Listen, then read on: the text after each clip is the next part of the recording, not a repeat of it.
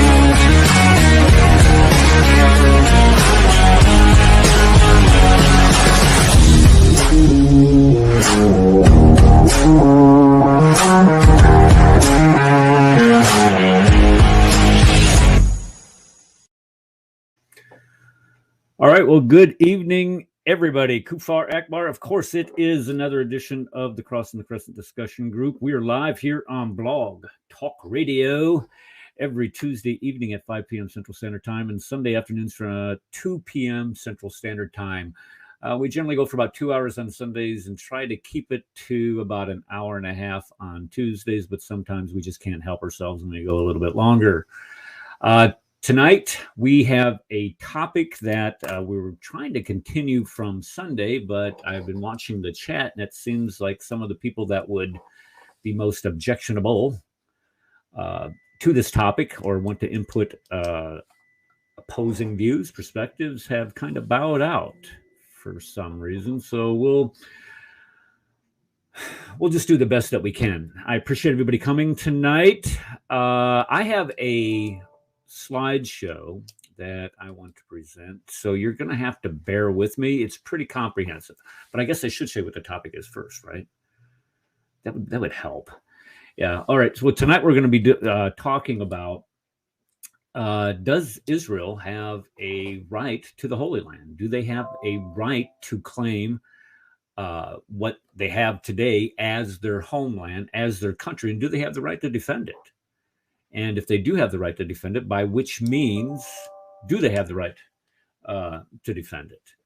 So we're going to be getting into some scripture. We're going to be getting into some current events. We're going to be getting into some quasi-legal issues and try to figure out why people so staunchly back the establishment of and preservation of the Jewish people in their homeland in Israel, and why that is not only from a legal perspective important, but also from a religious perspective, why that is important for us to support.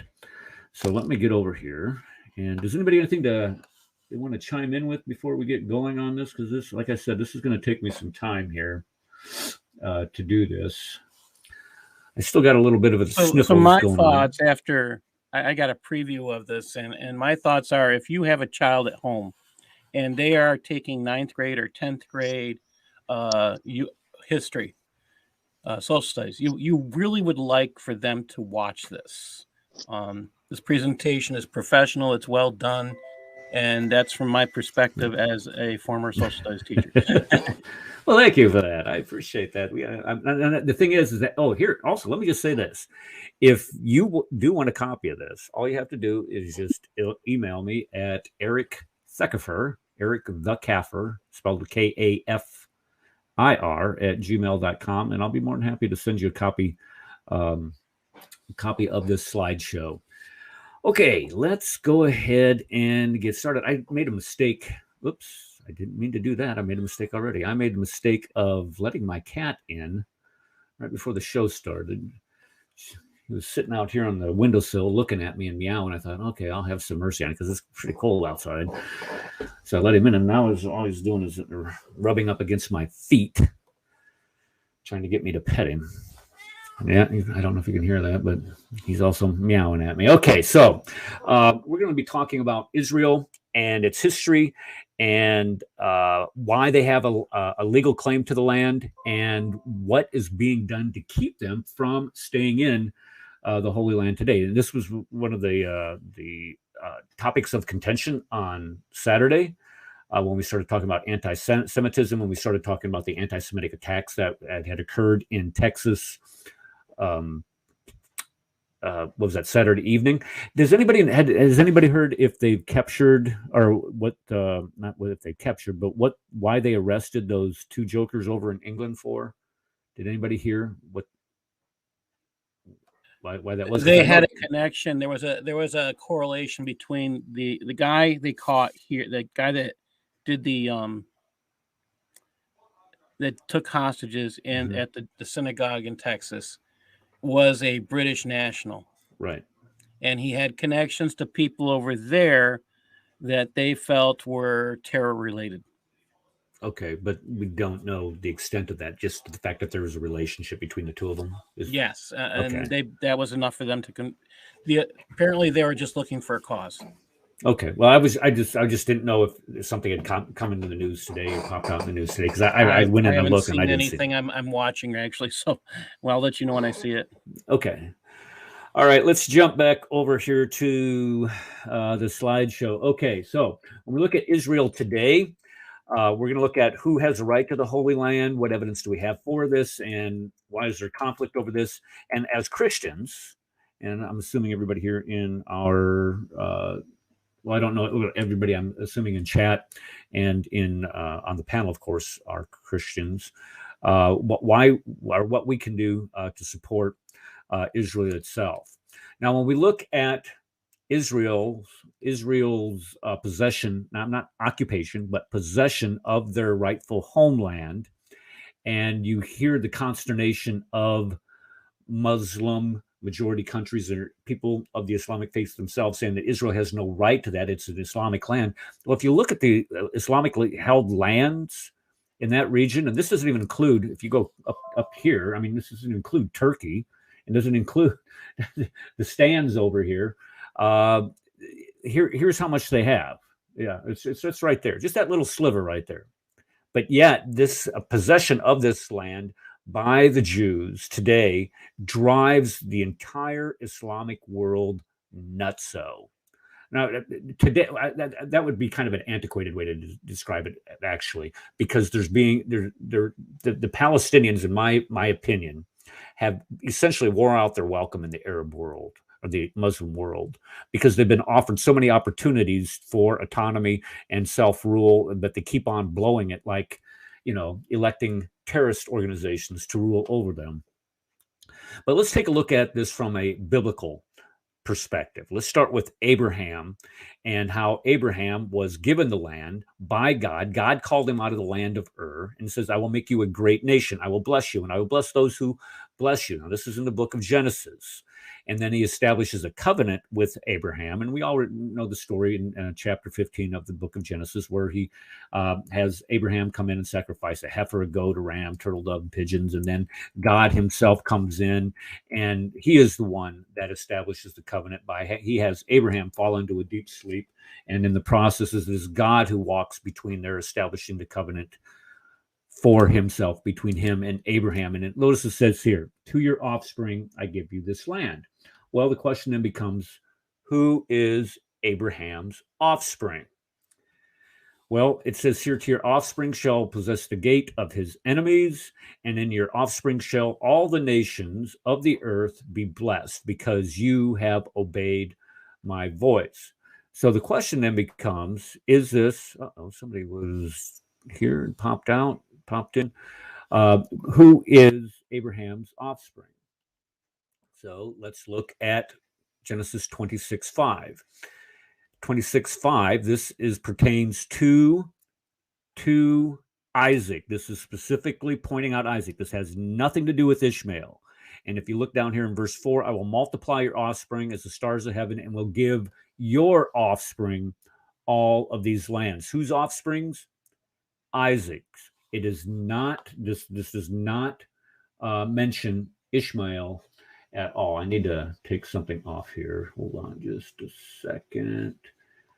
There, because I want to make sure everybody can see the slides. Everybody knows where the Cross and the Crescent. Oh, by the way, go over to crossandthecrescent.com.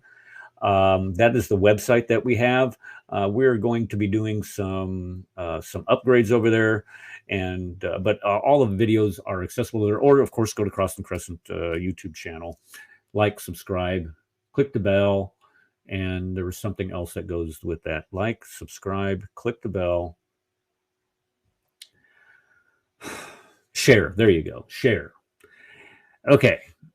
So here we have the covenant of God being given to Isaac, not Ishmael. Ishmael was blessed by God, but not the covenant was not passed to him. Now here it is now given from Isaac. It is given to Jacob, not Esau. It is given to Jacob. So here in Genesis 46, 1 through 4, Jacob is given the land. Now look what happens here in 23. Chapter 24, verses 3, 4, and 7. Here you have what we call the Mosaic covenant. The Mosaic covenant is passed through Jacob to the 12 tribes of Israel. They're taken into bondage. So there's a 400 period from Jacob to Moses, and now Moses brings them out of the promised land and establishes a new covenant with them in the Sinai.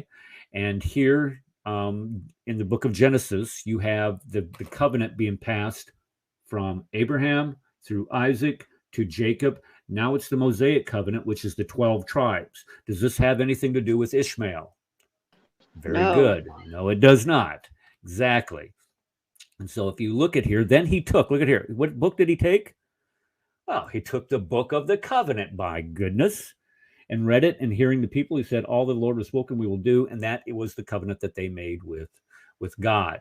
Now, Ishmael was made a promise by God. This is true. He was made a promise, but he was not granted that covenantal relationship that God shares with the Jewish people. And look what he also says, but I will establish my covenant with Isaac, not with you, Ishmael, but with Isaac. So when they say that God, we have a covenantal right to the Holy Land, no, you do not. You do not. If you do, then you're going to have to demonstrate it. And I'm fixing a little Southern lingo for you there. I'm getting ready to show you how even your own book says that you do not have a right to that land. Get to Genesis 25, and it says this is the blessing that God gave to Ishmael. He says, I will give you 12 tribes, 12 sons. 12 sons will make great nations. And there were great nations that came out of that. Now, we don't know if that has anything to do with Muhammad and his lineage, because that lineage itself is just a big hot mess.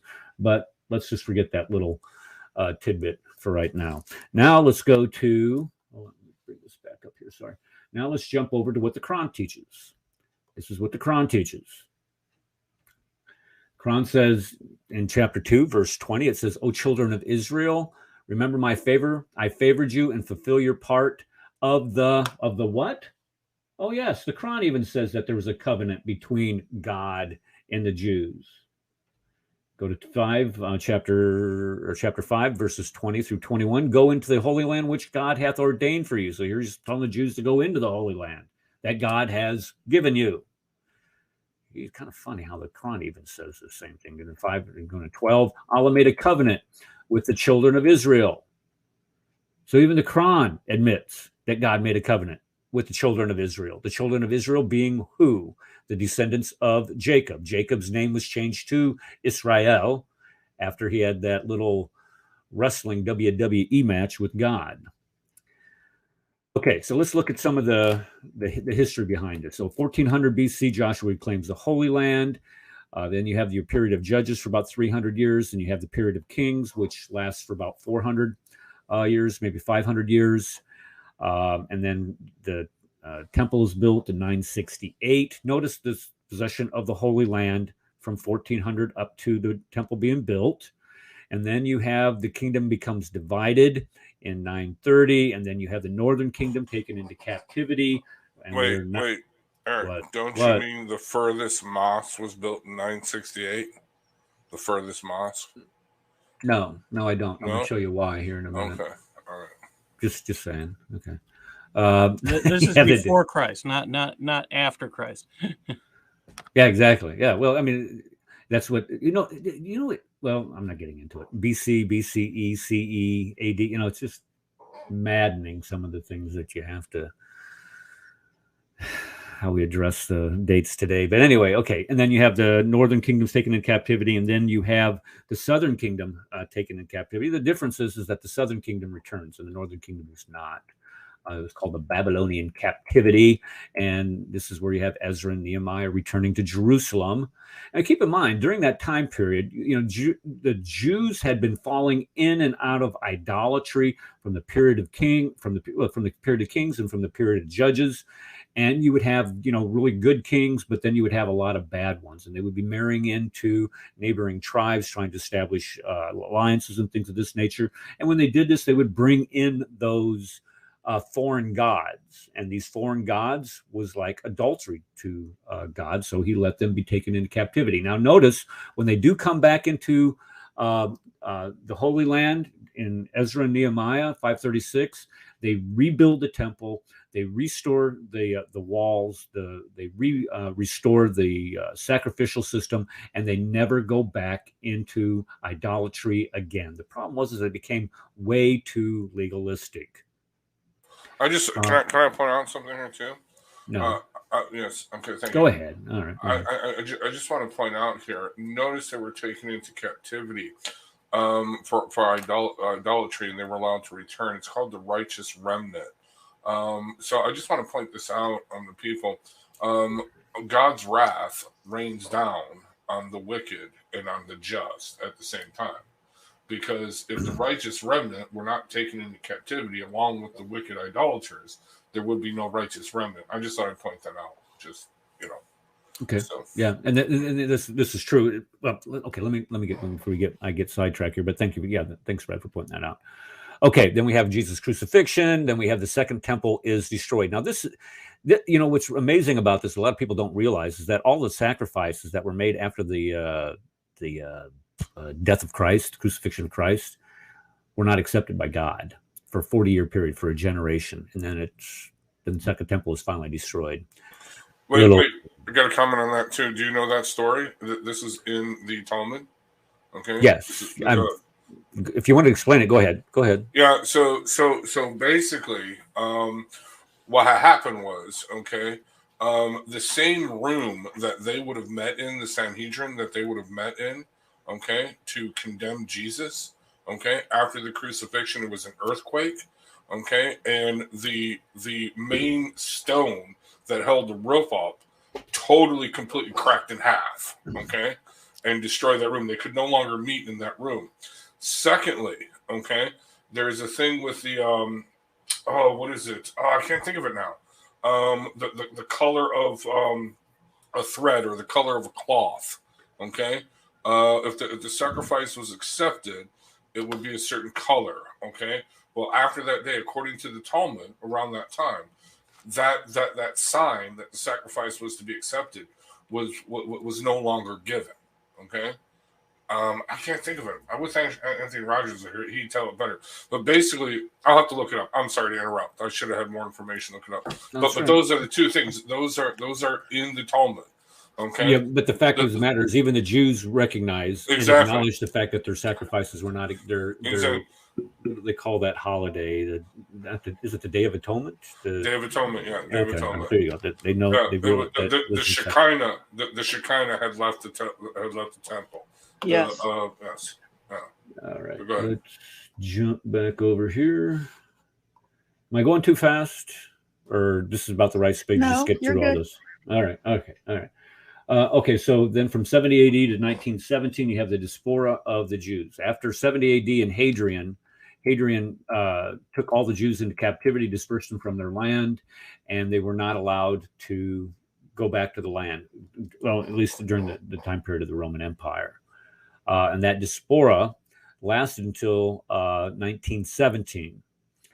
Then in 326, you have the Church of the Holy Sepulchre is built there, and you have the establishment essentially of Christianity in the Holy Land.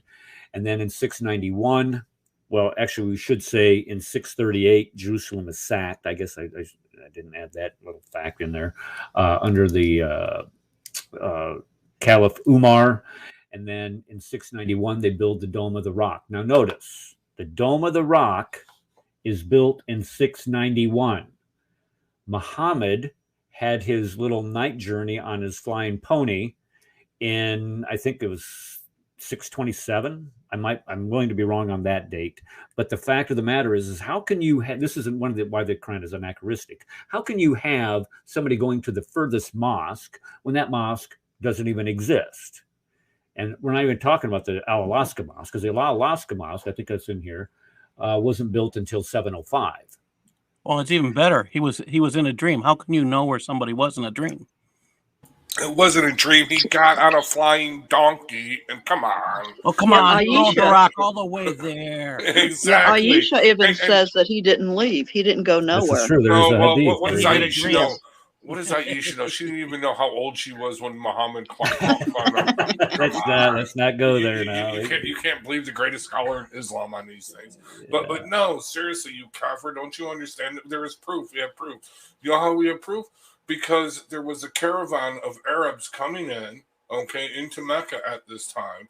And one of them said they heard that one of the camels had died because they heard a frightening sound in the desert. Well, that was the time that Muhammad was flying around on his winged jackass. But yeah, and he was holding down the rocks because the rocks wanted to go to heaven with him. And you can actually go right now to the Dome of the Rock, reach your hand in a secret chamber and touch the rocks and touch the fingerprints of Muhammad. Come on. Is that not proof? Huh? Yeah. I want to show something here, because when it talks about the furthest mosque, and fortunately, John Isaac is here tonight. He sent me this link. John, are you there, sir? You sent me this link. Okay, you sent me this link. So when we start talking about what the furthest mosque was, can you explain this to us? Because the fact that history confirms that the furthest mosque, or Masjid al-Aqsa, was built after Muhammad, like 60 years after death of Muhammad. Then the story in Quran or story in Hadith that Muhammad made Isra to Masjid al-Aqsa doesn't make any sense. Muslim trying to hide this fact by saying, like this is an article, some of Saudi people, especially the lawyers, say that Masjid al-Aqsa, or the farthest mosque, is just beside Mecca, about 20 kilometers north from Mecca. Not that is in Jerusalem. This is other thing. All right. So just if you to hide this error.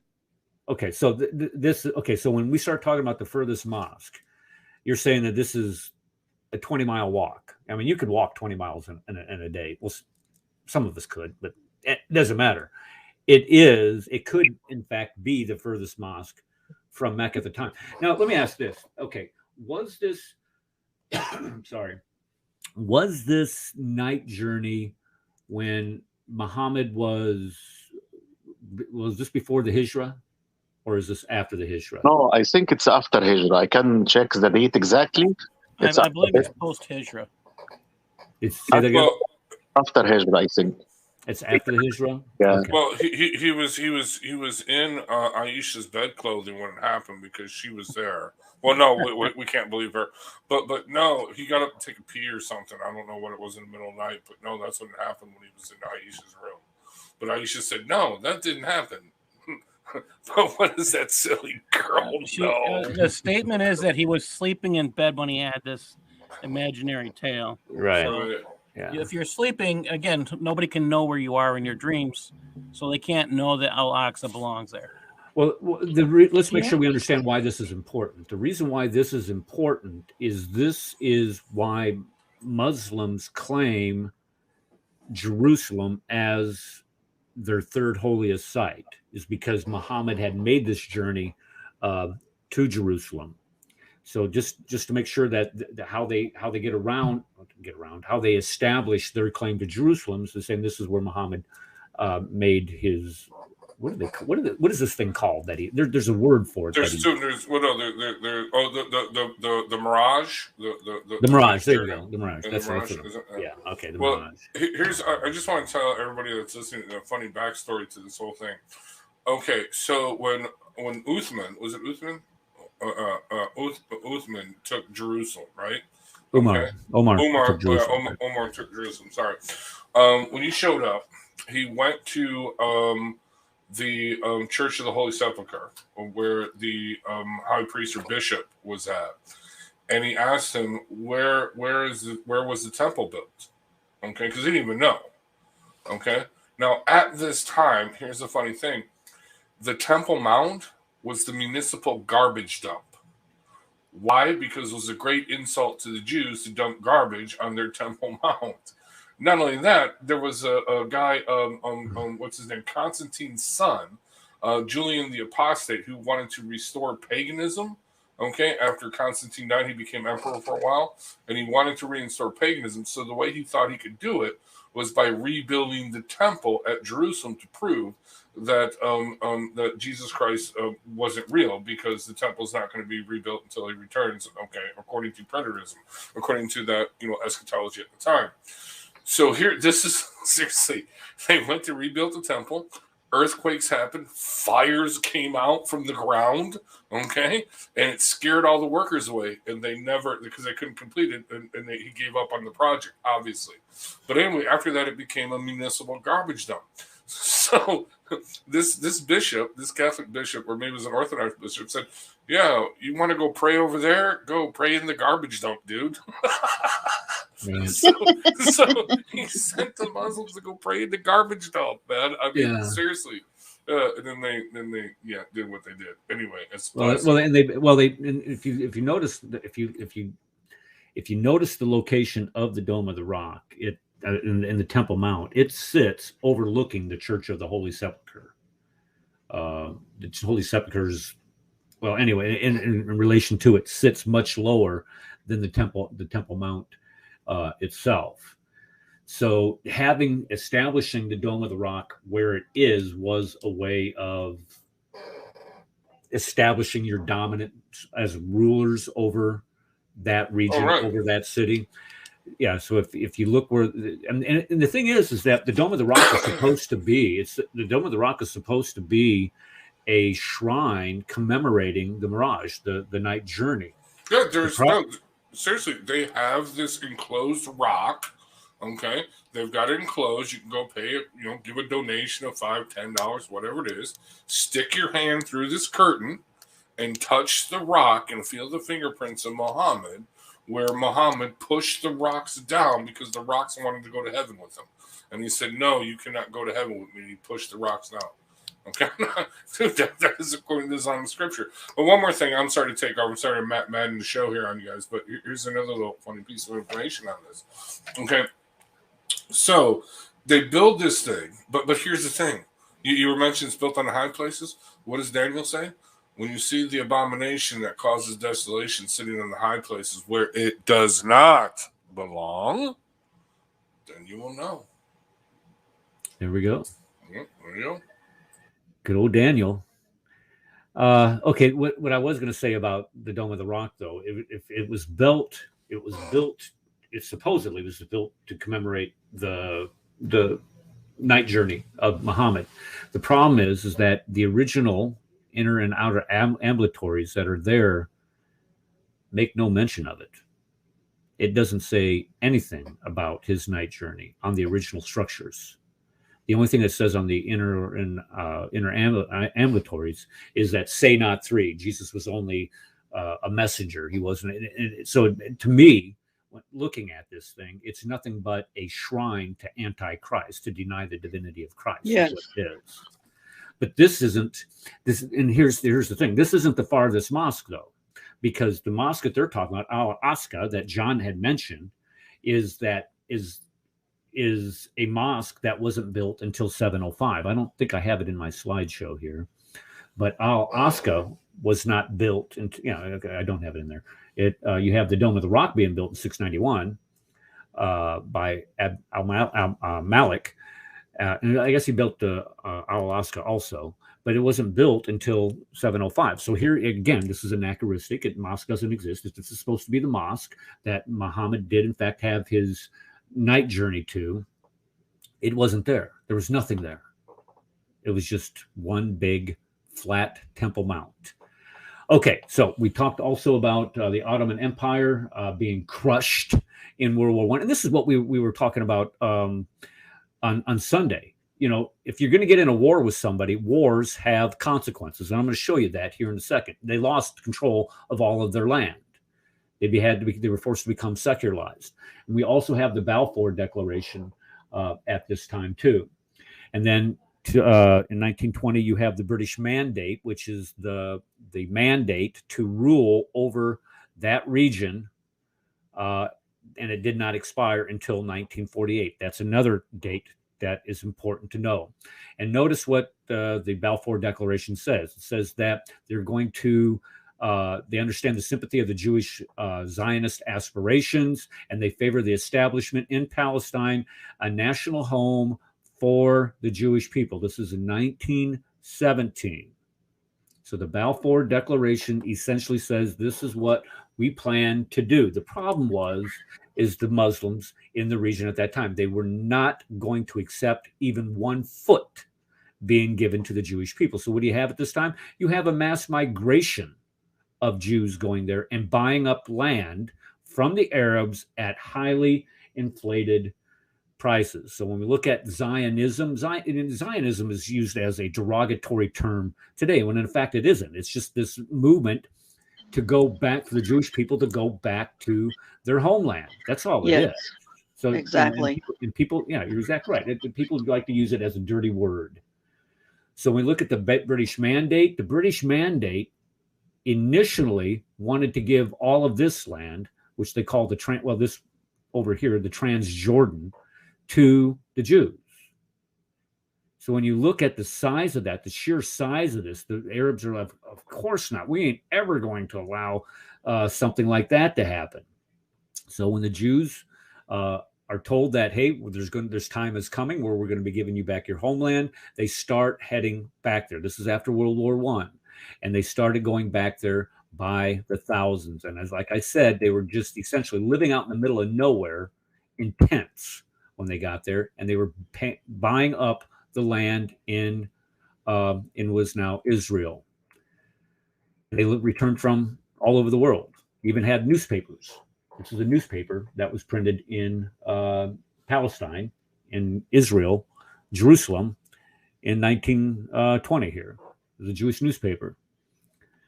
What is Abbas saying here? Abbas, what is this? Oh, I'm telling propaganda. Well, Mr. Windhill, come on up here. And the Hebrew word there is aretz, the land. There you go. Yes, truth in history is propaganda now. Okay, yeah. Seriously, go ahead. Yeah, that's. I wonder what. Okay, but here's what happened that caused all of this. And this people like to discount this and not ever mention this, but the Holocaust, and this is just my opinion, but it's a educated opinion based on history and facts. I want to be careful how I word this. This event is what, let me just put it this way. This event is what enabled the Jews to get back into their homeland. And here's why. If you look at the Holocaust itself and how it all began with, the Treaty of Versailles and Germany being shamed, being forced to pay all these reparations, and the Jews getting blamed for it. Why? Well, because they could only work in institutions like banking and the legal work and things of that nature. They weren't allowed to work in trade unions. So they worked in these financial institutions. So they're blamed for sending all the money out of the country. So when Hitler comes to power in 32, 33, who does he blame? Well, of course, you look at Mein Kampf. He was blaming the Jews, and when he wrote Mein Kampf, and he's going to blame the Jews as soon as he gets there. So what does he do? He starts instituting the Nuremberg laws and 1935, he confiscates their property and moves the Jews to ghettos, which are enclosures where they have no freedoms, takes away their right to own property. And then you have the movement from the ghettos into these concentration camps.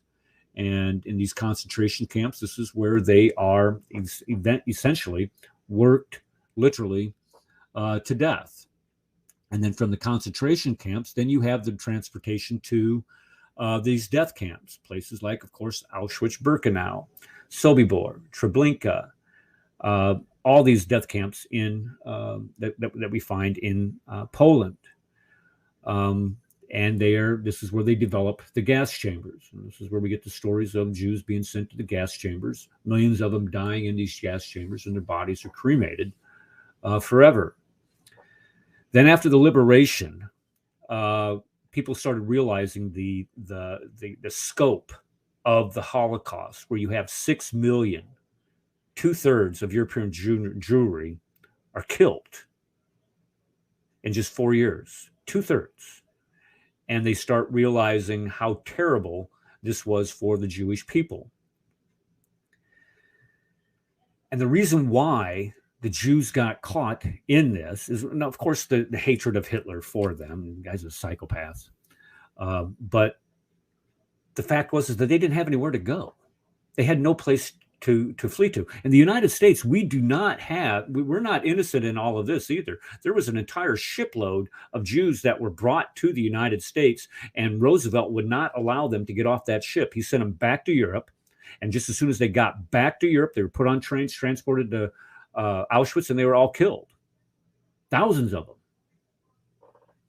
So we were just, as a nation, we're just as culpable as the rest of the world for that crime. So what does the world do? This world say, well, look, they didn't have anywhere to go, so let's grant them their homeland back. And that's what they did. So the British Mandate ends in 1948.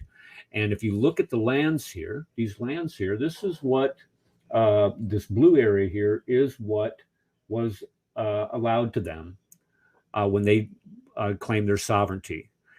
They partitioned this off for the Jews, and the Arabs rejected just a sliver. Now, remember that picture that I showed you of the Transjordan, how much they were originally supposed to get. And look at this little sliver of land that they're actually getting. Tiny.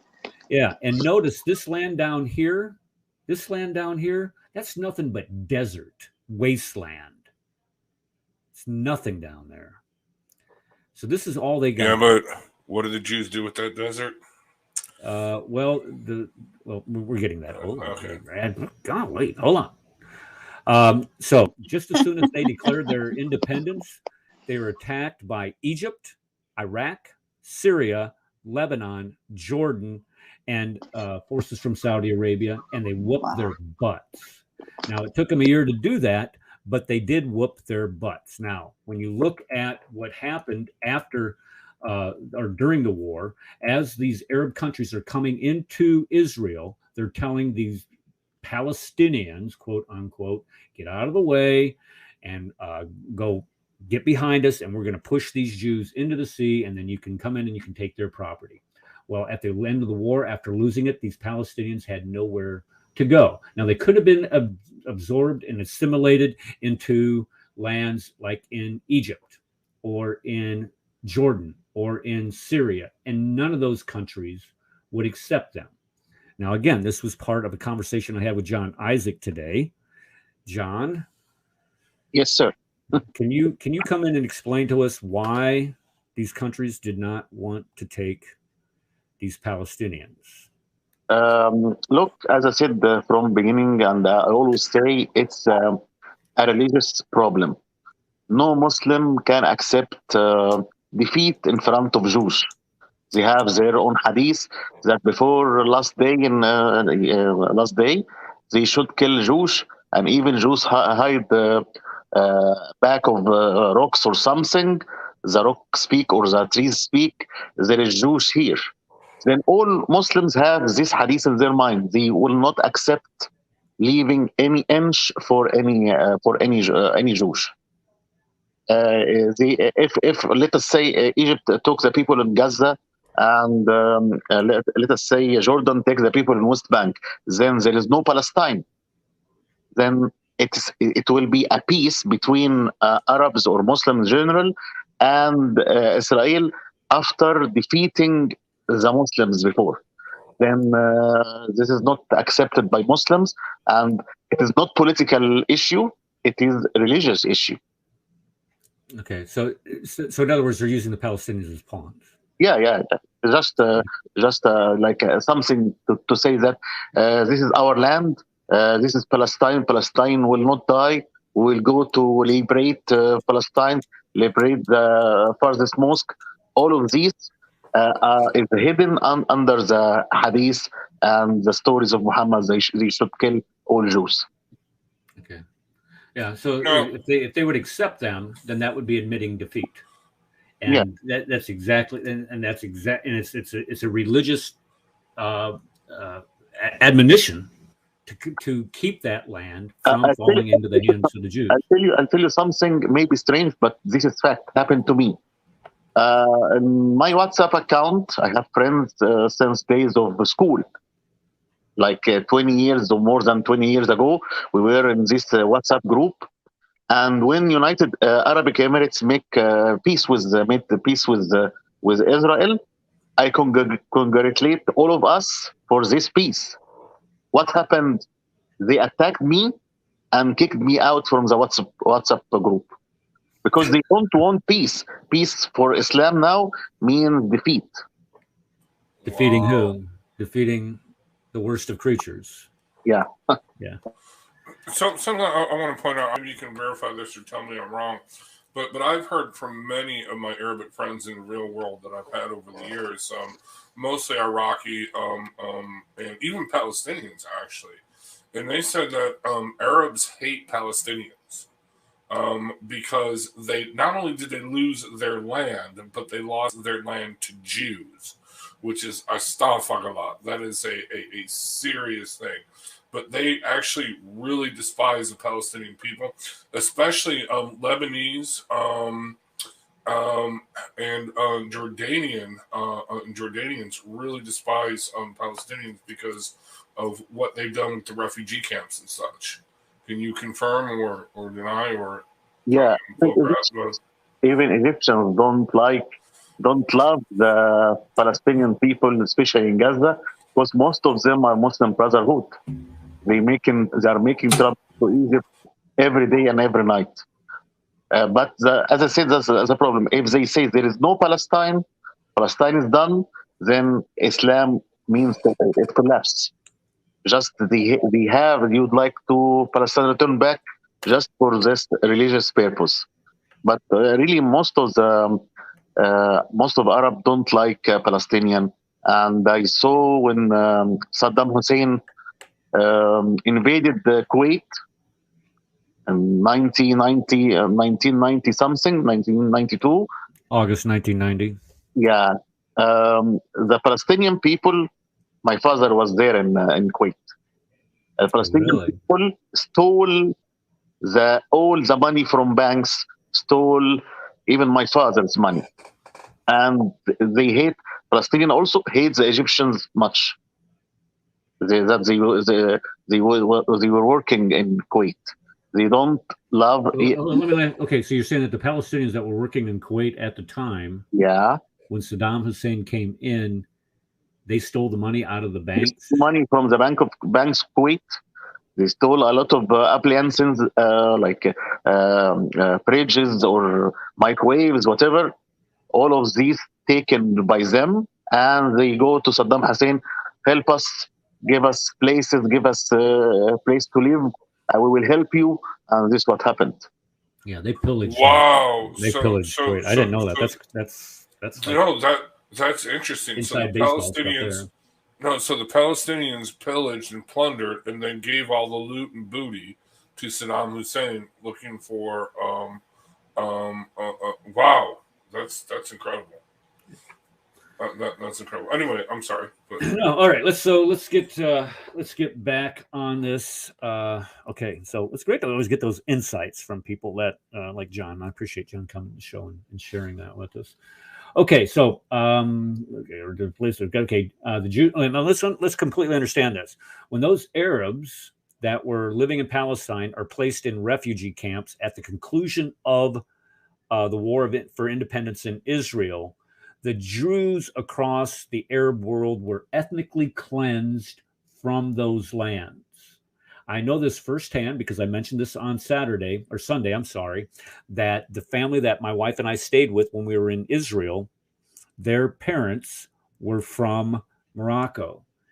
And they said they were told to get out of Morocco. They were only allowed to leave with the clothes that were on their back, and they were sent to Israel. They were ethnically cleansed out of all of those Arab countries. So if the Palestinians can I add some color?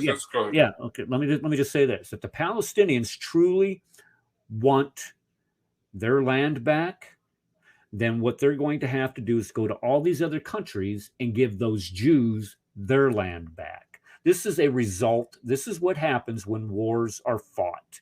Genocides occur. This is a natural result of that. And the issue here is Egypt and Jordan, they refuse to accept those Palestinians as citizens or assimilate or accommodate them into their culture. All right, go ahead, Rad. Okay, so here's the funny thing on this, and I'm sorry. The leaders of these Arab countries, these despots at the time, now mind you, they were...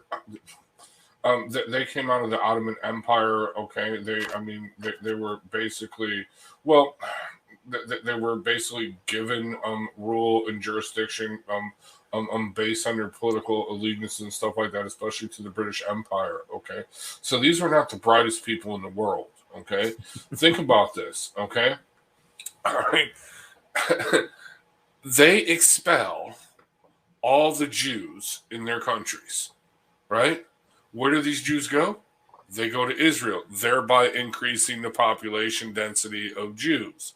Not only that, but they don't take in, well, they kind of do. They don't take in the Arab Palestinian population. They put them in these refugee camps. Okay, I'm going to get to that in a second.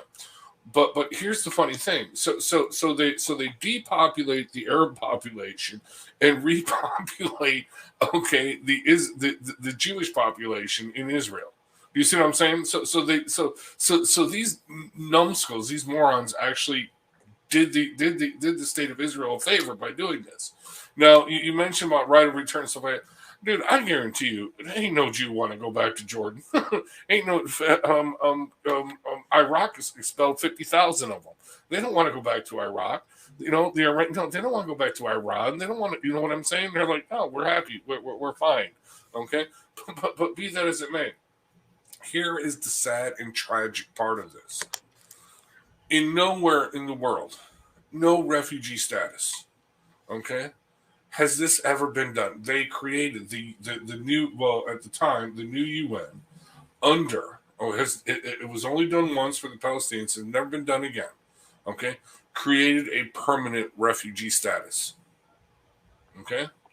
There was no mandate to absorb the population, okay, of the refugees into the absorbing countries. There was no, dispersal or diaspora or whatever to accept them in anywhere else in the world. No, they were concentrated in these refugee camps that later became cities. If you look at these refugee camps, they're cities. They have plumbing. They have sewer systems. They have skyscrapers. They have, you know what I mean? They have all electricity. They have all. They're not tents. They have all the amenities, okay, of a city, okay. Now, true, third world city, but none the same, okay. All right. Now, think about this. They deliberately did this to keep these people as refugees. Why? because eventually, hopefully, in their mind, sometime, there's going to be a right of return for them where they can return and guess what? Overpopulate the land with the great, great, great grandchildren, okay, of those that were dispossessed by war, the war that the Arabs started. I'm going to give you one more little fun fact of history that the Arabs and the Muslims don't like. This is documented in history. On the radio, in newspaper, in flyers, during 1940, 47, right? That was what happened, 47, 48? 48. Right, yeah, okay, yeah, 48, okay. The Arabs, the Egyptians, was it Egyptians, Jordanians, Iraqis? Yeah, I think that was it. No, there was one other. But either way, they print, especially the Egyptians, broadcast on the radio. Palestinians, Arabs, flee, get out of the way of our machine guns. We are not here for booty. You can have back your land. We're just here to drive the Jews out. So they told these Palestinians in these villages to get out of their way, okay, to flee their cities, okay, and they could return after they kicked the Jews out, right? Well, they didn't kick the Jews out. So they told them to leave. They did this to them, okay? You know what I mean? Where the Jews are saying, no, stay. We can build a community together or a nation together. And they're like, no, the other, the Egyptians, the Iraqis, the Jordanians, they told us to get out of the way of their machine guns so they could kill you. So we're leaving. Yeah, that didn't work out so well for it, did it? I'm just saying. You know what I mean? So, yeah, so that's just some fun facts of history for you Muslims who are listening. But let's continue on. I'm sorry. Nope, it's all right. Well, when we start looking at the broadcasting of that, of saying get out of the way, we're going to push the Jews into the sea, and then once we push them in the sea, you can have it. They didn't count on the fact that they're going to have their butts handed to them. The fact that Israel won that war, in of itself, is a miracle. I mean, they had nothing. I mean, you just think they had absolutely nothing. We imposed, the U.S. imposed a strict arms embargo on them that did not apply to the Arabs who we were selling weapons to, just to let you know. Okay, and those Arabs are using those weapons on the Jews, and they still got beat. Yes. They had to buy the weapons from Czechoslovakia. And the way, dude, there's some really great stuff on YouTube, these documentaries of the guys that were in there. These are just straight up, okay, they were World War II pilots, but these are just Jews from New York, the Bronx and stuff, out of work, or working, blah, blah, blah, whatever. But they're like, hey, come and work for us and smuggling these weapons. No, it's a beautiful tale, man, of how they had to do it. And they had to fly around, U.S. forces. They had to fly around the British. They were, some of them were arrested and put in jail. Okay, no, this was serious, a liberation, a fight for their lives. I mean, it's a beautiful story. It really is. Okay, let's jump back to the PowerPoint. Okay, so when we look at the Jews being ethnically cleansed from their areas, when they got to Israel, they were living in tents, folks, and we're not talking about tents for a day or two. They were living in tents for a year. They created small communities that are called like kibbutzes, and in these kibbutzes, kibbutz, the conditions were just horrendous, and they carved out of that land what is now Israel. They immediately started planting trees. They started irrigating land, and it's like Israel supplies more fruit, exports more fruit to Europe than any other country on the planet. Yeah, that's how much work they've done there. But let's blockade all of Israel. What do they call it? The PSD moment or whatever. BDS. We're getting to that. BDS. Okay. We don't want fruit. No. All right. Okay, and then of course Egypt, Jordan, they refused to accept the Palestinians' right of return. And this is what Israel looked like right after that war. These are the armistice lines in 1949 after the War from Independence. So you notice that there isn't a lot of it's more streamlined. This sector right here is wider, is more defensible, and this area right here, of course, shrinks significantly. And this, of course, is cordoned off, and as far as the Gaza Strip is concerned. All right, let's move to the next one. All right, 1964, the PLO is established. The Palestinian Liberty Organization by this it was actually created by Egypt. This is right up your alley, John, by this guy here, Yasser Arafat. Now, Yasser Arafat, his mentor was the Grand Mufti of Jerusalem, Amin al-Husseini. So this guy is influenced by al-Husseini. Well, who was al-Husseini? Al-Husseini is the one that says, Arabs, rise, one man, and fight for your sacred rights. Kill the Jews wherever you find them. This pleases God, don't you see? This saves your honor. God is with you. Now, who was al-Husseini? Well, he was Hitler's pal. You know, Hitler, the guy that just stuck 6 million of them into ovens in Poland. Yeah, that guy. So when you start looking at a correlation between Nazism and this desire to remove Jews from their Holy Land, you don't need to look any further than this. And the fact that they gave that Arafat a Nobel Peace Prize is just beyond unforgivable. I mean, you just don't get away with that. All right, so let's look at the 67-day war. Now, in the 67-day war, you have Egypt massing soldiers, armor along the border with Israel, threatening Israel. Israel has to shut down the entire country. You have threats from Syria up here in the Golan Heights. You have threats from Jordan here within the West Bank. But the main concern, of course, is Egypt. So what does Israel do? And they shut down the Straits of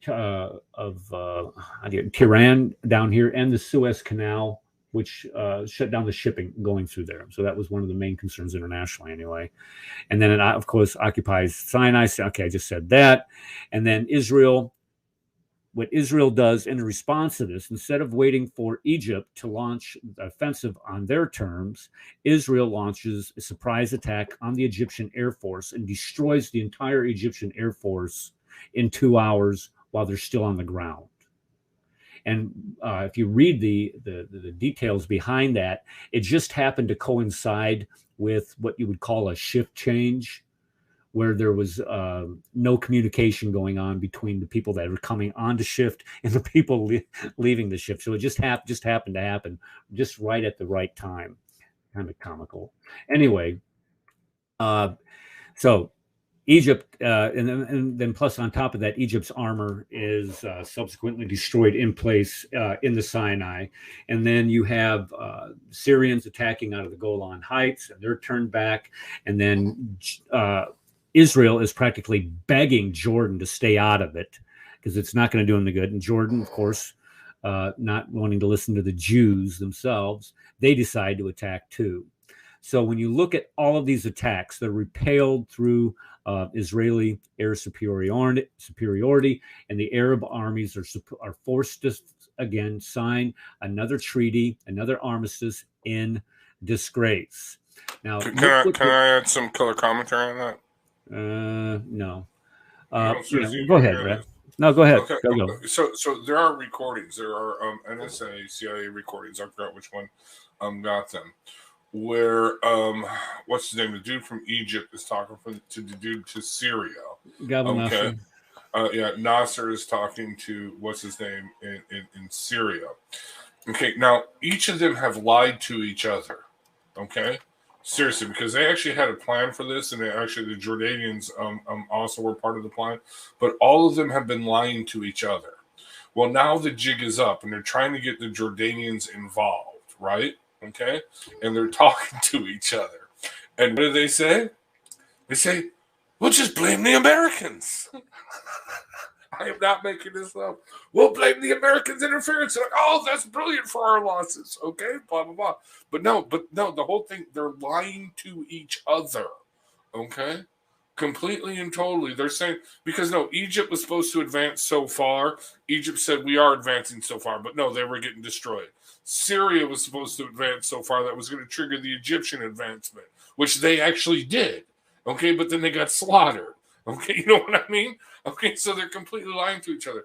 Here's another fun fact. You got to look this up. There was this Jewish spy who actually infiltrated the highest ranks of the Syrian military, and he planted on the Golan Heights. Maybe this is not 1967 war. No, that's the next war. We'll get to 73, Yom Kippur. Yeah, 73. Yeah, that's a fun story. But anyway, I just wanted to point this out. They lied to each other, created this whole mess, and what did they say? We're going to blame the Americans. Well, they have Gabel Nasser at that time called. I'm not sure if Brezhnev was in office at that time, or which Russian prime minister was in charge at that time. But he called him, begging to get the Russians to come to their aid. And he was like, dude, no, we've sold you all of this equipment, all of this armor, all of these airplanes, and you've squandered it. Oh, yeah, that's what it was. They sold them the high-tech tank busters, I think it was. Okay? Well, no, they sold them all of their armor, all of their aircraft. Egypt couldn't build anything. They weren't building anything in Egypt. It was the Russians that were selling it to them. But they sold them this weapon system that had this, kill radius. But they had to advance the weapon system with the army. Well, they didn't do that. They advanced the army because the Syrians were pushing them to. So they advanced the army outside of this kill radius of this weapon system that was destroying armor. Okay? And then forget about the Israelis. No, it wasn't. I'm sorry. It wasn't armor. It was anti-aircraft. And they advanced their armor outside of the protection, okay, of the kill radius, okay, of these surface-to-air missiles. And once they did that, that's when the Israelis just pounded the armor and they were able to take them out. Yeah, interesting story. Yeah, it's kind of like the what they call it, the highway of death, when Saddam was trying to make a withdrawal from Kuwait.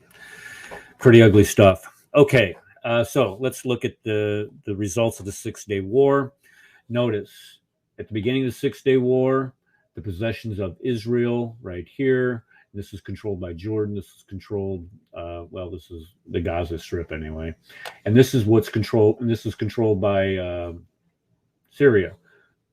But notice, and I want to, as an aside here, I'll tell you that these Golan Heights, the Syrians used to sit up in the Golan Heights and shoot down at kibbutzes right on the Sea of Galilee. I had a personal conversation with the guy whose parents were one of the original occupants up there, and they had a kibbutz right up here in the Sea of Galilee, and they would have to hide at a certain time during the day because the Syrians would start shooting into their kibbutz, shooting at people to terrorize them. So this terrorization of Israel from strategic location, these Golan Heights, I mean, they're really high hills. Let's just put it that way. Well, in fact, they're mountains, but it looks right down along this on the east side of the Sea of Galilee. All right, I digress. But look at how much land now Israel possesses after this war. They have the Sinai, they have the Golan Heights, and of course they took East Jerusalem. They've taken control of the Temple Mount, and they have the West Bank itself. But then the Arabs, they get together, they start colluding, and it comes up with the Karatem Resolution. And this is where they all get together, and you have the three no's. Here are the three no's. They're not going to have any peace with Israel. They're not going to have any recognition of Israel, and they're not going to have any negotiations with Israel. And this eventually leads to the Yom Kippur War in 1973. Now, if you look at the attempts for peace, the Camp David and here's the thing that we need to understand. I'm not sure when I cover this, but the Camp David Accords returned the Sinai Peninsula to Egypt. And here's why. This is what I'm going to take this off. I just want to make sure people understand this. The reason why Israel, from a legal perspective, from the laws of international warfare, from an international position, they were required to return the Sinai to Egypt. And the reason is that if you take land in a war in which you initiated, you are not internationally entitled and recognized internationally as being entitled to that land.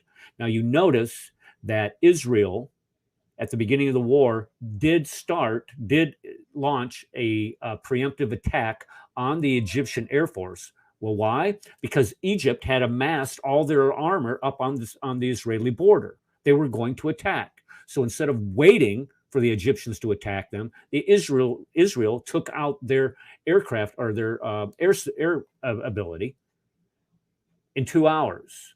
So therefore, since they attacked Egypt first, they were not legally allowed to keep it. So they negotiated with Anwar Sadat, and that didn't end well for Anwar Sadat. Oh, by the way, the Camp David Accords and Jimmy Carter, of all people in the world. And then you have the Oslo Accords in 1993, and this is where you have Billy Clinton and Menachem Begin and Yasser Arafat. And then you have the Second Intifada in 2000, where they start the other uprisings. And look at here, in 2005, Ariel Sharon returns the Gaza Strip to the Palestinians, gives them complete autonomy of that land, turning over buildings and businesses. They destroyed everything. And what do? They elect Hamas. They elect terrorist organizations to rule their country. And what happens? They start sending rockets into Israel almost immediately after this. And if you look at the recent volley of rockets coming out of the Gaza Strip, here you have 690 rockets, and this isn't even covering last year, what we did last year. And now let's look at the condemnation of the UN on Israel. From 1993 to 2013, what do we have? Or no, let's back up here. It's 1955 to 1992. You have the number of resolutions against Israel. You got 5. Calls on Israel to refrain from holding military parade. Israel deplores Israel military parade. Censures Israel for administrative acts to change the status of Jerusalem. We're up to 22. Deplores Israel, condemns Israel. 41 here, censures Israel in the strongest terms. Jerusalem as its basic law. Reiterates Israel's claim to Jerusalem are null and void.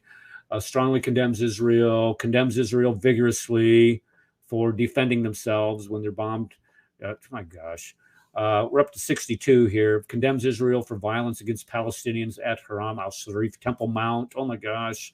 They're rioting, but Israel, when they try to protect themselves, they're condemned for it. Israel defied U.S. Deporting Palestinian civilians. They're condemned for that. These people that are attacking them, they're condemned for that. Calls for the safety and protection of Palestinian cities. Calls for withdrawal of Israel troops from Palestinian cities, including Ramallah. Emphasizes urgency. So you have 76 resolutions against Israel. One country in the UN. Do you mind if I say one thing? I feel that this is so sad. This is not going to bring peace. The United Nations should be bringing peace and conflict to idiotic. Because the thing is, you could say I care about Palestinians, which is extremely valid and fair and kind and compassionate, but we need to care about Israelis too. They both matter, and that's an issue. It's not validating Israeli people, so they should be validated. It gets worse here, Isa. Contemporary. Okay, so look at here. You have 76 resolutions against one country by the UN. But let's look at the resolutions against the Palestinians. How many do you have? One. One resolution against attacks by Palestinians against Israeli citizens. One resolution. And look what it says. It calls on the Palestinian Authority to meet its express commitment to ensure that those responsible for terrorist acts are brought to justice. Those responsible for terrorist attacks brought to justice by the Palestinians. Are they brought to justice? No. No, they're given streets named after them, high schools named after them. They're martyrs. I got it right here, Red. I got this right here. Pay to slay. So when you look at Palestinian payments to the families of those people who do kill Israelis and die in the process, here's what they get. You get 6,000 shekels immediately, $1,700. And in the Gaza Strip, that's a lot of money, folks. You get 1,400 shekels a month for life. And then the wife gets 114 per child, $57. If you're in Jerusalem, you get 86. Look at we're paying for that. We're right. actually paying for that. Exactly. When we send money to what are they called now? Not Hamas. We send it to the Palestinian Authority. We send it to PA. This is where the money's going.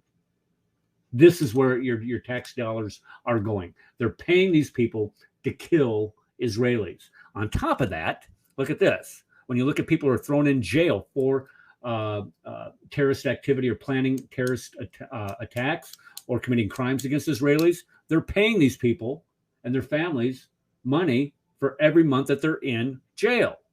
This is absolutely sick. What's going on there? Look at the number of UN resolutions in 2018. 2018, you had 20 resolutions against Israel. 21. Iran had one resolution by the UN against it. Iran, the guys that want to make a nuclear bomb and bomb Israel. North Korea, the despotic kingdom itself, where if you even dare to have any religion of any kind, you're thrown in the gulag. Russia gets one. The United States even got dinged that year. I can't even remember what it was for, but the United States got a resolution. Yeah, we got a resolution passed against us. Probably for George Floyd. Yeah, this is 2018. No, George Floyd is 2020. Hamas, 0. You're launching rockets into Israel. No condemnation. No. China, none. Turkey, Erdogan, none. Iraq, none. Venezuela, none. What about last year? Let's look at last year. Last year, Israel had 14 resolutions passed against it, condemning it. Iran, we're still building that nuclear bomb. They get 1. North Korea, 1. Russia, only because they invaded the Crimea, they get 1. Myanmar, they get 1 only because they had a military coup and killed like 800 people and imprisoned, thousands of people. That's the only reason why they got condemned.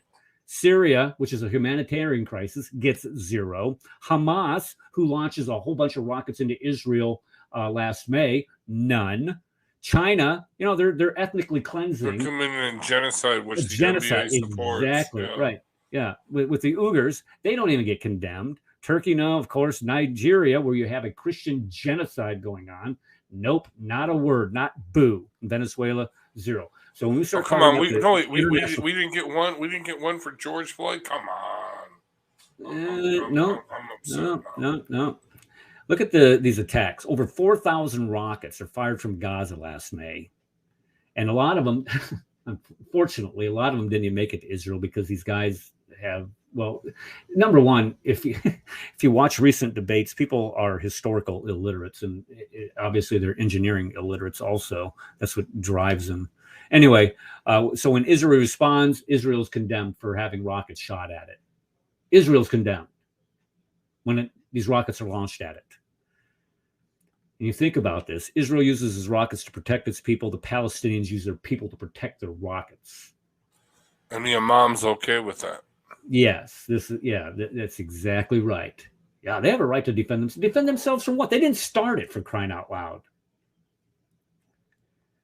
Anyway, I don't know if this is Golda said this. We can forgive the Arabs for killing our children. We cannot forgive them for forcing us to kill their children. And we only have peace with the Arabs when they love their children as much as they hate us. That was Golda. Then we have the BDS movement going on today. The BDS, boycott, divest, and sanction. Destroy Israel through economic means. Now look at this. Which the Democratic Party is almost officially adopted that. No, they will. By the next convention, they will officially adopt this as their platform. I guarantee. The progressives have totally taken over. The socialists have totally taken over because the old guard of the Democratic Party are all senile. You got Nancy Pelosi, she's retiring. You got Chuck Schumer, he doesn't care. You got, Nadler, he's brain dead. The entire old guard of the Democratic Party is gone. Okay, the watchdogs, what you would say, okay, of the Democratic Party that offers any semblance, any sanity Okay, even Steny Hoyer's lost his mind. Yeah, I mean, I used to think he was kind of a they're voice gone. of reason, They're gone. but yeah, No, he's lost you only have sellout. you have Manchin, okay, a Democrat from Virginia, from West Virginia, and you've got the bisexual. No stuff. She says I'm a bisexual swinging Democrat, but I'm against this crap that they're pushing at us. How long can these two hold out? Do you see what I'm saying? Okay, not very long. Okay, well, let's hope they hold out until November of 2022. We'll is the election this year? Yeah, the election is this year. Come think about it. It is. Hold out till November. Yeah, this year. They will. Schumer is going to push the filibuster thing, which he actually implemented. He created the filibuster of 60 votes. Okay. Seriously, he's the one who created it. No, now he's trying around. to. That's a part. No, that filibuster been around a lot longer than. The filibuster. The filibuster has been around for a long time. Schumer actually created the 60 votes. Okay, for the filibuster, he actually reduced it. Okay, there's a long history to this filibuster. Well, okay, so no, the filibuster used to have to sit there and speak, right? Well, they said, we don't want to speak, so let's just have 60 votes. You know what I mean? That was Schumer who implemented this. Well, it was to cut off debate is what the 60 vote. Right. No, yeah, he reduced it. Yeah, whatever it was, this was Schumer's idea. Okay, all right, but now he's going against it. Okay. Can I interject one quick thing? Sure. I wanted to talk about BDS a little bit. I understand that people feel traumatized. There is pain and suffering that people feel, and we should validate that. However, is BDS a way of validating people's pain and suffering? Can we actually have dialogue when you're just condemning one side of the group, of the conflict? You can't actually have a real conversation if you're just saying, I'm going to boycott you, I'm going to divest and sanction you, without actually hearing your point of view. There's a really great presenter. His name's Rudy Rockman, and he goes around and he interviews people about Israel. He asks people about Israel, and some people are like, Israel's the worst place ever. And then he's very kind and compassionate. He's like, well, why do you think Israel is bad? All these claims and stories about Israel, a lot of them are not true. It's just bad publicity that Israel gets. And it's not a fair conversation that we're having in this space. We can validate Palestinian suffering without throwing Israel and Israelis under the bus. I think that's important. And if you don't like some of the politicians there, that's fine. Some people don't like politicians here, but this is a part of democracy. We're allowed to not like our politicians. You know, we're allowed to have dissent. And that's the important thing. We should have dissent if we disagree. We don't have to have violence, but we can have verbal, open dissent to things that we don't agree with. And that's good. I want to ask you a question. Sure. I want to ask you a question. I'm going to throw up this next slide up on the screen. Okay, here's the guy that founded the BDS movement. Yes. Omar Baghdadi. Yes. He stated it. They oppose the Jewish state in any part of Palestine. No Palestinian will ever accept a Jewish state in Palestine. So where does the conversation begin with a guy like that? Well, you know, I think it's interesting. I'm not sure if this is the same man, but I think it is the same man because I did a Israel training course. Like I learned all about this situation, so I know what I'm talking about when I'm talking about it. It's a great organization called Field for Truth. Very great organization to learn more about Israel and the understanding of what's going on. And it's very objective and fair and honest, I think. I think that's the same man who actually got education in Israel. I think he's a Palestinian. Yeah. Yeah. No. Yeah. His I think he's an Arab Israeli citizen or a Palestinian citizen of Israel, and he's gotten actual services from Israel, and that's the perfect example. I'm like, did you not? If this is the same person, I'm not exactly sure. I forget the person exactly, but I think it's the same person. Didn't you get education in Israel, regardless of your ethnicity? Israel does not discriminate based on your religion, your ethnicity. And in fact, it actually follows a Muslim thing from the greatest empire of Islam, like the greatest element for the empire of Islam, which is the Ottoman Empire, which is the Millet system. And it's no Muslim country is even using the Millet system now, where they actually have people from different cultures and religions going into their own spaces and being respectful of that. Of course. So it's pretty amazing, and nobody wants to talk about that. They say, "Oh, it's horrible second-class citizenship that's going on there," and I would say, I don't think so. You might look at Gaza and the West Bank. That's a more complex situation that's nuanced and needs to be dealt with, and with a fair, objective lens, not just screaming and yelling. Okay, Yeah. you say we have. How do you deal with Gaza? I mean, so the thing let's be honest here. If with Gaza, they allow them to have free, fair, open elections. Yes. And they elect Hamas to rule them. Right. So what do you do now? Do we go in there and remove the governmental system that they elected for themselves and say no, start over? What do you do with something like that? Same thing with the West Bank, with Fatah. The bottom line is that these entities that Israel is being forced to deal with don't want to negotiate with Israel. They want no part of a two-state solution. They want the Jews gone. The entirety of that land, according to them, belongs to them, and any Jew squatting on that land is unacceptable. So when this guy says they will not accept a Jewish state, they're not just saying they're not going to accept Israel as a state. They're saying they're not going to accept any Jews in Israel, period. Right. So just murder. So the question that the question is that where do you begin a dialogue with somebody like that? Well, I think their sole purpose and purposes of life is your destruction, your death. I think what happens, why people hate, is because people have ignorance. I think that there's groups like Seeds for Peace, which allow for Jews and Palestinians, Israelis and Palestinians, to come together, and it's not perfect, but it's a start. We need to. And where do they come together at? What land are they coming together at? Sometimes in America. It depends. There are certain places, safe spaces. But not in Gaza, right? Not in Gaza. See, that's the point that Eric is showing. See, that's the point that Eric is showing. I showed a video last week of a family of Jews, a family or maybe just two of them, made a wrong turn and ended up in the Gaza Strip. And that didn't end well for them. Yeah, they were beaten, their car set on fire, and essentially had to send the IDF in there to rescue them, get them out of there. And they just by accident, Jews are here. And this is the reaction. This is the visceral hatred that exists in that region. Okay, let's say it. Wait. Okay, I do have to stand up for the Palestinians. Okay, in one aspect, you can go and Google this. It's called Hubadiah Street. Just YouTube it, Hubadiah Street. Okay, this is in Hebron. Okay, there is this small Jewish clan that took over this hotel. Supposedly they bought it, although they have no evidence that they bought this hotel. But either way, they occupied it. This is going back to the 1950s. They occupied this hotel, and they brought in, family, blah, blah, over the years. But anyway, they occupy this entire street. It's called Hubadiah Street. Okay? And this is in Palestinian-controlled territory, supposedly, allegedly, in the West Bank. Well, Palestinians cannot walk down the street. But they can't walk down the street for their own safety. Why? Because Hubadiah Street, it's in a mountainous region.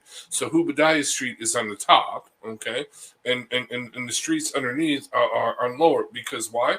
Because these Jewish kids, okay, of this strict ultra-Orthodox, these, what do you call it? Chabadniks, okay? That don't join the military, don't join the army, whatever. Okay, they throw rocks at the Palestinians when they're just going to shop in the local shopping area. Okay, this is all documented. So now they're forbidden from walking. Not only that, but the Israelis. Okay, they have the Israeli army where they are assigned. There's an Israeli contingent army that is assigned to guard this small clan. I think they only occupy. I think they're only probably not even 100 at the most. Okay, I think they're around 50. Anyway, when they go out to the Palestinian to the Palestinian markets, they've got to close everything down. Okay, and these soldiers, one soldier per one Israeli soldier per Jewish settler, if you want to call it that, or occupier of Hubadiah Street. 1 soldier per person. It's no joke. Think about the logistics of that. Guards, okay, the people that are going to shop, okay, or just walking on the street. They got videos where there's this soldier, okay, guarding this old woman walking on the street, okay, in Hebron, okay, where she is totally just insulting every Palestinian she sees, spitting on them. You know, but as soon as the Palestinian speaks up and says, "Hey, you're spitting on me, you old bat," okay, no, okay, that's when the Israeli soldier comes in and says, "No, stop this, continue on." You know what I mean? So no, what I am saying is this: on that part, on that aspect, they are sowing the seeds of their own destruction. Okay. But I don't know why Israel will tear up other settlements, but these numbskulls, they protect them. And I'm sorry, it's a waste of resources, and it's just stupid. Go on YouTube, Hubadiah Street, and you're going to be like, are you freaking kidding me? You know what I mean? Go check it out. Interesting. Yeah, I posted in chat there a link to a YouTube channel. It's they're called the Israel Guys. And these are 2 Americans that they're over in Israel, and what they do is they report on current events there in Israel, and it's really it's really an informative show. So if you ever get a chance to get over there, by the way, a lot of the videos of Hubadiah Street, they're pro the Jews of Hubadiah. So this isn't like these are anti-Semite. Okay, you know what I mean? Okay, no, they're like promoting this, like this is what we're doing. They're proud of it. I'm just saying, no, Hubadiah Street, go and Google it. Dude, it's stupid. It really is just stupid. Okay. It sounds to me like it ain't very intelligent. That's for sure. All right, let's finish this Hamajama up. Okay, so the BDS movement did not start with this guy right here. The BDS movement started basically in 1935 and 38. But it does continue today. And here are some examples of this. Like I said, I'm not going to sit here and belabor the point of going through all these things of what the Nazis did to the Jews as far as boycotting them and compare that to what the BDS movement does. But it's essentially the same thing. So whatever the Nazis did to the Jews, the BDS movement has essentially duplicated. All right, so let's make a conclusion here. Number 1, all attempts for peace by Israel have either failed or have either been rejected or have failed. It was obvious in Ariel Sharon's attempt with the Land for Peace and giving back the Gaza Strip to the Palestinians.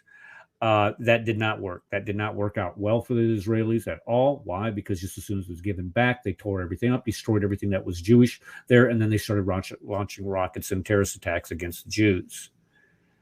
We also looked at Israel having a biblically mandated right to the land. According to the Bible, the covenant was made with Abraham. It was passed to Isaac, not Ishmael. Then it was given to Jacob. Jacob's 12 tribes, and then it was passed to the Mosaic covenant, and then that Mosaic covenant continued. It had nothing to do with Israel or with Ishmael. And then the legal right to their land, I showed you that Israel actually has a legal right to the West Bank. Why? Jordan attacked Israel from that land. It has a legal right to the Gaza Strip. Why? Syria attacked Israel from that land. You lost. There are consequences to wars. You attack somebody and you lose. Don't go sniveling to anybody else about losing the land that you attacked your opponent from. Period. And the Bible tells us that we pay for the peace of Jerusalem. Okay. So we recognize the Jewish state, Jerusalem, as being the undivided, now we do anyway, as being the undivided capital of Israel. And because we finally moved our embassy there, something that had been done or been trying to get done since 1992. Who did that? Who did that? Donald Trump. The Trumpster did that. All right. So, boy, that's right at an hour and a half. I'm getting gooder at this job. Okay. Let me just add one thing because I do want to comment on this. Well, I'm going to go around the horn, so you go ahead and start. Go ahead. Okay, I'll start. Okay, so you were bringing up you brought up Adolf and the boys early on. Okay, I just want you to let you know you can go and get this book. I haven't got it yet, but I've read excerpts of it. It's Goebbels' diaries. Okay, they have been translated. Well, some of them have been translated. Okay, all right. No, here's the funny thing: Goebbels and all the others, and Adolf Hitler was in response to this. Well, he was having a positive response to this. He was going to resettle all the Jews in Europe, resettle them in Israel. This is no joke. They were seriously considering it. Goebbels was a promoter of this. So was Göring. They were promoting this. But what happened? Well, he sent that refugee boat, okay, all over the world, and then America sent it back. And then Adolf Hitler, according to Goebbels, in his diaries, said, everyone wants me to do this. It's no joke. This is according to Goebbels. Okay, in his diaries, they were going to resettle the Jews in Israel. But because of everybody sent this boat of refugees back to Germany to be killed, to be exterminated. They weren't killing them fast enough. Yeah. You know what I mean? Okay, I mean they were literally going to resettle them in Palestine. And there's also other things too. The Germans needed the Arab oil, et cetera, et cetera. You know what I mean? But no, that was what they were planning on doing. But unfortunately, because, just let you know. But anyway, definitely Google Hubadiah Street. I'll send you links, Eric. So when you watch it, you're going to be like, are you freaking kidding me? I'm just sorry. I mean, yeah. Anyway, all right, I'm off. All righty. Let's jump over to John. John, did you have anything that you wanted to add tonight? No. Okay. Okay, well, I really appreciate you coming on tonight and helping us out with a couple of those details that we might have missed. All right, Connie.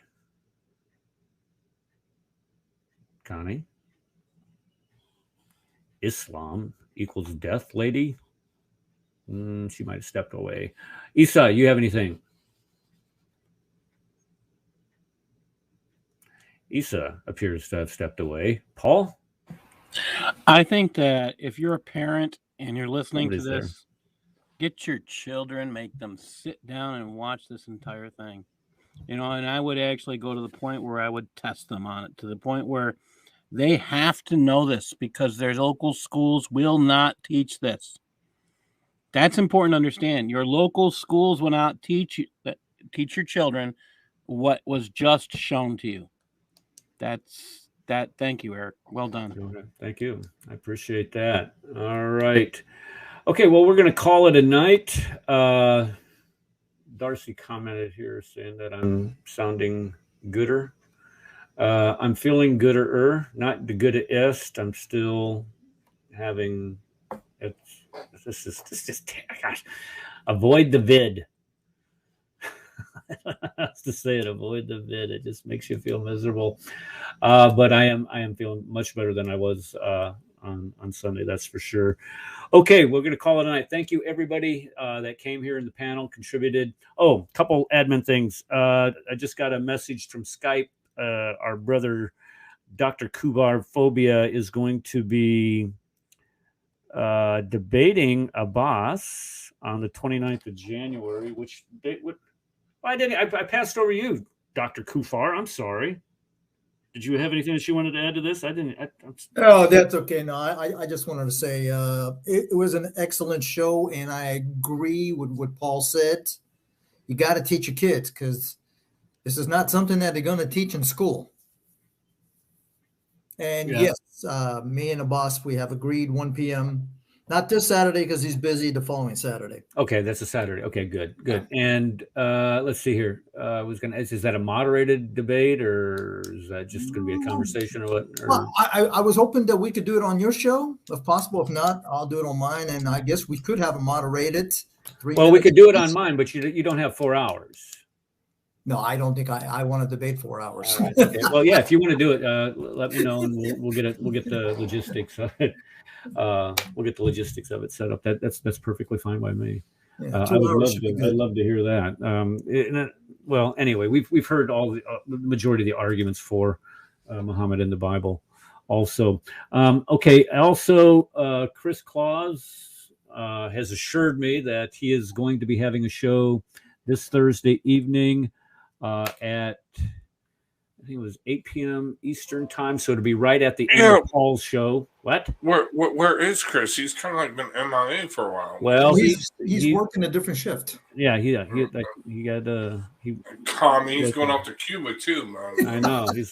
Well, what he's doing, I think he said he was leaving Friday or Saturday. I mean, I think he said Friday. Yeah. Okay, so he's gonna.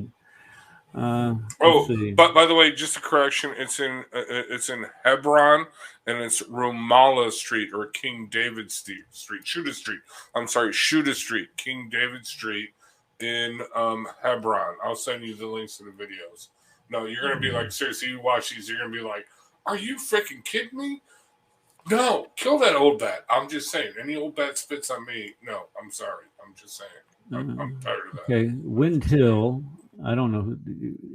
I want to debate you on this topic of this show, whether or not Israel, the Jews, have a right to the land. Okay, that's kind of silly because you just proved using historical documents and stuff. So well, he says no. Silly he said silly debate. He says my sheets won't help me. I don't know what he means by my sheets not helping me. My history won't help you. Well, I mean that. Send me an email and we'll work something out. Yeah. Okay. Yeah. Mods in the chat. Everybody in the chat. Thank you for coming today and during this. I saw there's a lot. Of course, there's always. You guys are always really active in there, and I try to keep up. But at the same time, when I'm trying to read what you're saying here and listening, I'm not a good multitasker, obviously. But I do appreciate you all coming and spending your Tuesday evening with me, especially when the Shimonian was on tonight. So God bless you, and we will see you on Sunday here in the Crescent discussion group. God bless. God bless.